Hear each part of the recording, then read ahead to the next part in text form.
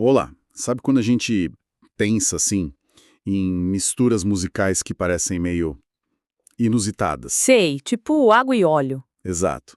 Imagina pegar, sei lá, força do rock and roll, guitarra elétrica, bateria, aquela coisa, e juntar com a poesia, a melodia da música sertaneja de raiz. Viola caipira, histórias do interior. Isso. Parece improvável, né? Mas olha, foi exatamente dessa fusão que nasceu um som assim único no Brasil, o tal do rock rural. Ah, sim, Zé Rodrigues e Gutenberg Guarabira. Pioneiros totais nisso. Eles mesmos. Os caras que basicamente inventaram essa moda. Eles apareceram ali em 1971, né? Um momento, de muita ebulição cultural, musical aqui. Super fértil para experimentar. Perfeito. Então, a nossa conversa hoje vai ser justamente sobre eles. A ideia é a gente mergulhar um pouco nas informações que temos para, sabe, entender a trajetória da banda. Como criaram esse som, né? Isso. Como criaram esse som tão particular, os momentos decisivos da carreira e, claro, a história por trás de um clássico deles, Mestre Jonas. Mestre Jonas. Fundamental. Fundamental. Bom, tudo começou então lá em 71, era um trio, Zé Rodrigues, Sai e Guarabira. E a proposta deles era clara, vamos juntar rock com sertanejo. Uma ousadia, né? Total. E o Zé Rodrigues, é bom dizer, não era nenhum novato, tá? Ele já tinha tocado no grupo Sonho Imaginário, então ele já trazia uma certa bagagem musical para essa mistura toda. E é fundamental a gente entender o quão, assim, arrojada era essa ideia no Brasil do comecinho dos anos 70. Com certeza. O rock ainda era muito associado, sabe, ao som que vinha de fora, uma coisa urbana, da juventude ligada à contracultura internacional. O som gringo, né? Exato. E do outro lado, você tinha a música sertaneja de raiz, vista como algo mais tradicional, lá do campo. Para o público urbano, era quase folclore. E o cenário musical brasileiro nessa época? Era uma loucura, né? Um caldeirão. Tinha MPB, com aquele viés político-social forte, muitas vezes bem crítica ao regime militar, né? Ainda tinha a sombra da Jovem Guarda, que foi nosso primeiro estouro de rock mais pop. Sim, sim. E aí começavam a surgir as bandas de rock progressivo, psicodélico, com sons mais viajados, mais experimentais. Muita coisa acontecendo ao mesmo tempo. Muita coisa. E nesse contexto todo, o que Zé Rodrigues e Gutenberg Guarabira fizeram foi, assim, quase uma quebra de protocolo estético. Foi bem disruptivo. Uma quebra de protocolo total. Eles estavam basicamente dizendo que o rural e o urbano, sabe? O tradicional e o moderno na nossa música, eles não precisavam viver em mundos separados. Exatamente. Que dava para misturar a viola com a guitarra numa boa, sem medo de ser feliz. Sim. Eles borraram fronteiras que pareciam muito, muito rígidas na época. E o mais interessante é que não ficou só na teoria, né? Essa fusão deu origem a um estilo de verdade, o rock rural, Com identidade própria. com uma sonoridade super reconhecível. Pensa na instrumentação. Era comum você ouvir a viola caipira ou talvez um violão folk ali, dialogando com a guitarra elétrica, com baixo, com bateria. Uma mistura sonora mesmo. E as letras, muitas vezes tinham um tom narrativo, contando histórias, com lirismo que lembrava a música regional, sabe? Mas tudo isso embalado por uma estrutura, uma energia que vinha do rock. Entendi. Essa combinação, ela abriu um caminho, sabe, para muitas outras experimentações na nossa música. Mostrou que essas linguagens podiam sim, não só coexistir, mas criar algo genuinamente novo e com uma cara bem brasileira. E como toda boa história de banda, né? Essa também teve suas reviravoltas. O ano de 1973, por exemplo, foi bem agitado para eles. Ah, 73 foi um ano chave ali. Foi. Primeiro teve a saída do Zé Rodrigues. Ele decidiu seguir carreira solo, o que, claro, imagino que mudou toda a dinâmica do grupo. Uma mudança e tanto, sem dúvida. Perdendo os fundadores, ainda mais alguém com a experiência que o Zé Rodrigues já tinha, né, do Sonho Imaginário, isso sempre impacta. Com certeza. Impacta a sonoridade, a forma de compor. A passagem de trio para dupla obriga uma reestruturação, não tem jeito. Sim. E o Zé Rodrigues não ficou parado na carreira solo, não. Ele compôs Casa de Campo, que virou um sucesso assim estrondoso. Uma música linda, né? Linda. Mas olha que curioso, estourou mesmo na voz de outra artista, Alice Regina. É uma daquelas ironias do mundo da música, né? Acontece muito. A canção estoura, mas não com quem compôs. E as fontes que a gente tem até mencionam uma coisa bem diferente sobre a versatilidade dele. Uma colaboração com uma banda de rock pesado, Sério? Rock pesado? chamada Joelho de Porco. É uma informação que mostra como ele transitava bem por vários sons, né? Do rock rural pro rock pesado. Nossa, isso é fascinante. Mostra uma amplitude musical do Zé Rodrigues que é impressionante mesmo. E enquanto ele seguia esse caminho dele, o Sai e o Guarabira continuaram, certo? Continuaram. O que aconteceu com a banda depois dessa saída? Eles não pararam, não. Mantiveram o nome, que já tinha um peso, né? Sai Guarabira. E mantiveram a proposta do rock rural. Seguiram como um duo. Ah, então o projeto continuou firme. E essa fase foi muito produtiva, viu? Pelas informações que a gente tem, eles gravaram vários discos nesse período como dupla, participaram de festivais de música importantes, Que eram vitrines enormes na época, né? gigantes. E fizeram muitos shows pelo Brasil, ou seja, o projeto continuou super vivo e relevante, mesmo sem os Vé Rodrigues. E essa continuidade do sucesso como dupla, mesmo depois de perder uma peça tão chave, isso nos diz muito, né? Diz o que, por exemplo? Primeiro, acho que reforça a força do conceito original. O rock rural tinha uma identidade tão marcante, um apelo tão grande, que conseguiu se sustentar mesmo com a mudança na formação. Era um som que o público reconhecia, que o público gostava. Faz sentido. A ideia era boa. Exato. E segundo, e talvez até mais importante, demonstra a resiliência, a capacidade de adaptação do Sai e do Guarabira. Eles conseguiram, sabe, recalibrar a sonoridade, a composição, a performance ao vivo e manter o projeto em alta. Num cenário difícil, né? Exatamente. No cenário musical brasileiro dos anos 70, que era super competitivo, cheio de transformações, isso é um feito e tanto. Muitas bandas não sobreviviam a cisões como essa, não. Verdade. A solidez do que eles construíram juntos, mesmo naquele começo, permitiu essa continuidade, foi fundamental. Falando em solidez e em coisas que marcaram essa trajetória, a gente precisa, claro, falar de Mestre Jonas. Que música! Ah, essa é inevitável. Um hino. Total. Ela é do segundo álbum do trio chamado Terra, lançado justamente naquele ano movimentado, 73, um pouco antes da saída do Zé Rodrigues. É um clássico absoluto. Talvez seja a música que melhor define o rock rural para muita gente, né? Sem dúvida alguma. É uma canção emblemática e a letra. A letra é um capítulo à parte, né? Totalmente. É quase uma fábula musicada.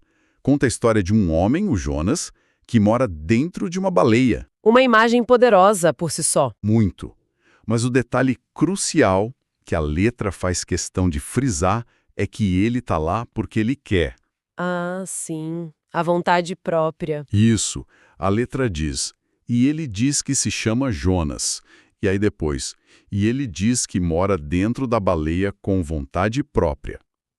Ele encontra segurança, até uma certa facilidade ali dentro, sabe? Tipo, dentro da baleia a vida é mais fácil. Essa frase. E também, a baleia é mais segura que um grande navio. E o mais impactante para mim é a decisão dele de permanecer ali para sempre. E vai manter o peso na baleia até o fim da vida. É uma imagem muito forte essa. O homem que escolhe viver confinado, mas seguro, dentro de um bicho gigante. O que será que eles queriam dizer com isso, hein? Olha, essa é a beleza e a força da metáfora, né? Mestre Jonas abre um leque enorme de interpretações possíveis. Viver dentro da baleia por vontade própria. O que isso pode simbolizar? Pois é. Pode ser uma representação da busca por segurança absoluta, sabe? Num mundo que a gente percebe como caótico, ameaçador, a baleia seria um refúgio, quase um útero protetor contra as incertezas da vida lá fora. Uma fuga do mundo real, talvez. Pode ser.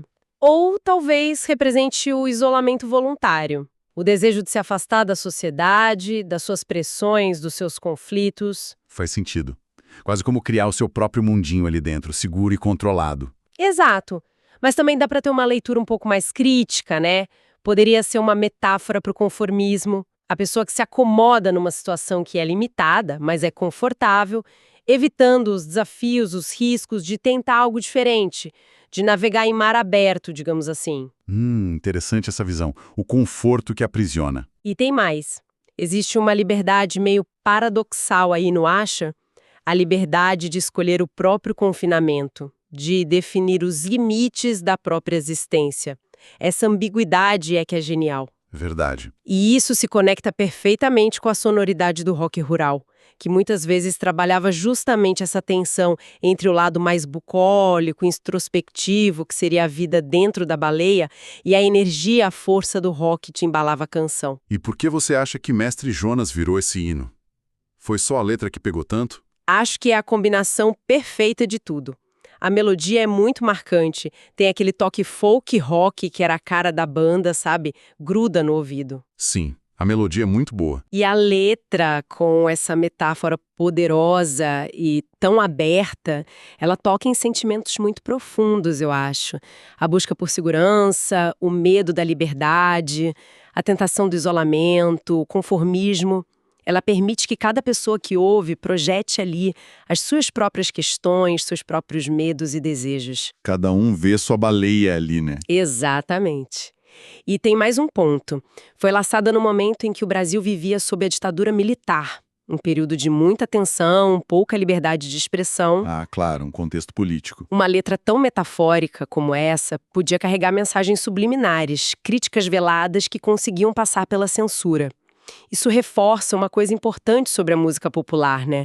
O poder que as metáforas têm para comunicar ideias complexas, sentimentos universais ou até críticas sociais de um jeito sutil, mas que fica, que dura. A baleia do Jonas virou um símbolo muito potente na nossa cultura musical. Um símbolo que atravessou décadas mesmo.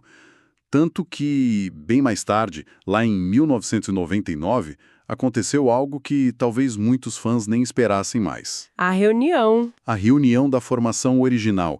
Zé Rodrigues, Sai e Guarabira voltaram a tocar juntos. Uau! Quase 30 anos depois da formação inicial e mais de 25 anos depois da saída do Zé Rodrigues. É um intervalo de tempo enorme. Muito tempo. E olha, não foi só um showzinho comemorativo, não. As informações que a gente tem indicam que eles retomaram a parceria pra valer. Ah, é? Gravaram coisas novas. Gravaram novos discos juntos, sim, e voltaram a fazer turnês pelo Brasil. Foi uma chance para quem não viu o trio original ao vivo ter essa experiência, né? E para os fãs mais antigos, foi um jeito de reviver aquela química. Essa nova fase durou uns 10 anos, mais ou menos. Olha, reuniões de bandas clássicas são sempre um fenômeno interessante na música. Às vezes é pura nostalgia, né? Às vezes é uma redescoberta artística, às vezes é uma mistura de tudo isso. Sim. No caso deles, essa reunião tão tardia, depois de tanto tempo, sugere algumas coisas, eu acho. Primeiro, o impacto duradouro daquela formação original. Devia ter uma magia ali na interação daqueles três que justificava essa retomada, tanto para eles quanto para o público, né? Com certeza. E segundo, demonstra que apesar dos caminhos separados por tanto tempo, os laços pessoais, ou no mínimo o respeito musical mútuo, eles permaneceram. Ou foram reconstruídos, né? Permitindo que aquele legado fosse revisitado e celebrado em conjunto. Foi um belo capítulo final para essa história. Infelizmente, essa reunião teve um fim, definitivo e bem triste. Em 2009, o Zé Rodrigues faleceu, e isso encerrou essa última fase do trio.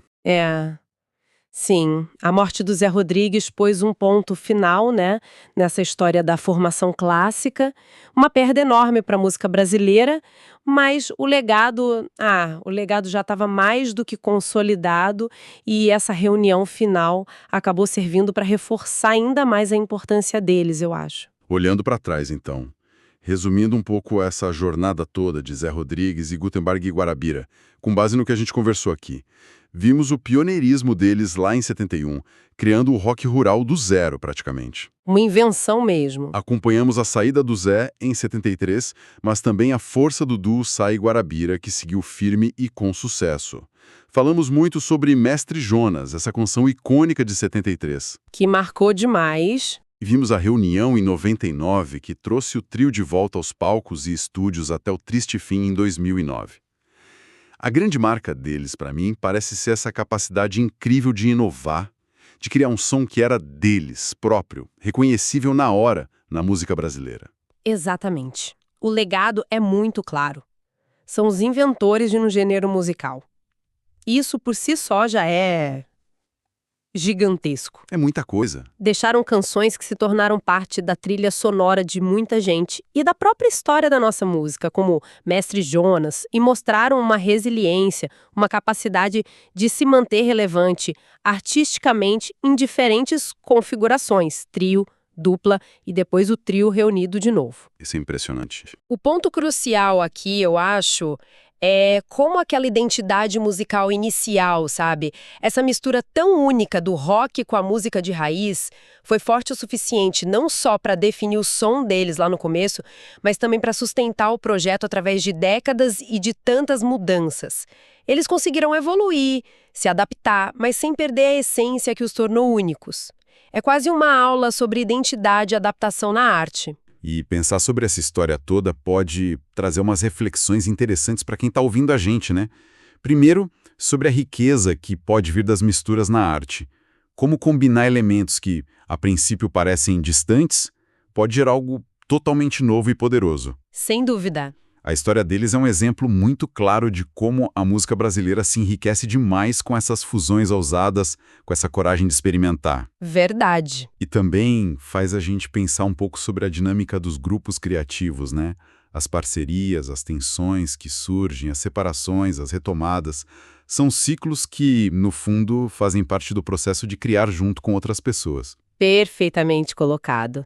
E para a gente fechar, podemos talvez voltar àquela imagem tão forte de Mestre Jonas. A baleia. A escolha de viver na baleia, buscando segurança, conforto e se comprometendo a ficar ali até o fim da vida. Isso nos deixa com uma pergunta para a gente pensar que vai além da música, né? Qual seria? Pensando nas nossas próprias vidas, quais seriam as nossas baleias metafóricas? Aquelas zonas de conforto, talvez situações, relacionamentos ou até crenças onde a gente se sente seguro, talvez até um pouco acomodado, e onde a gente escolhe permanecer. Profundo isso. O que a gente ganha com essa segurança toda e o que talvez a gente perca em termos de novas experiências, de crescimento, de liberdade. Ao decidir manter o peso na baleia, a fábula que Zé Rodrigues e Gutenberg Guarabira musicaram continua ecoando, né? Nos convidando a pensar sobre as nossas próprias escolhas de vida, sobre as nossas próprias baleias.